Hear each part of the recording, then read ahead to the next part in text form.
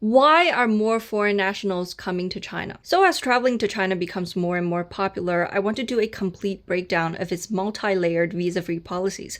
Because if you look closely, you can actually see where China's priorities lie in how these policies are expanding. The amount of effort that China puts in to invite foreigners to experience China hassle-free is astonishing to me. So first of all, the most well-known one is probably the visa-free transit policy. That basically means you can stay in China as long as you're going from country A to China to country B. You have the 24-hour one, which applies to all foreign nationals, and then you have the longer 10-day version, which changed a lot in just the past 2 years.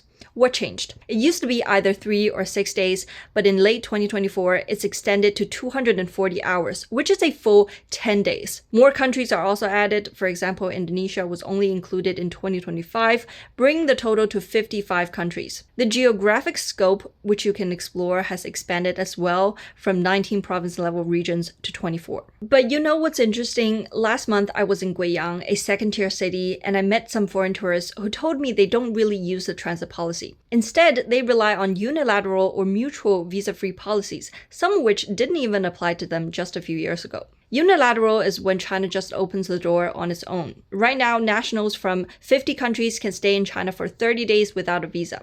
That list has also grown. Sweden was added in late 2025, and the UK and Canada were added this year after their prime ministers visited, which is a pretty big signal geopolitically. Then you have mutual visa-free agreements. Now, technically, China has agreements with over 150 countries, but many of those only apply to special passports like diplomatic or service passports. But if you focus on ordinary passports, a lot of the openings are actually quite recent. For example, Thailand and Singapore in 2024, and Malaysia, Uzbekistan, and Azerbaijan in 2025. And guess what? The people I met in Guiyang were Malaysian and Singaporean tourists. The fourth category is these smaller regional policies. For example, people from 59 countries can visit Hainan, a tropical island province, visa-free for up to 30 days. These policies are evolving too. For example, as early as 2015, China already allowed ASEAN tourist groups to enter South China's Guilin visa-free for up to 6 days. In 2025, a similar policy was applied to Xishuangbanna in southwest China's Yunnan province.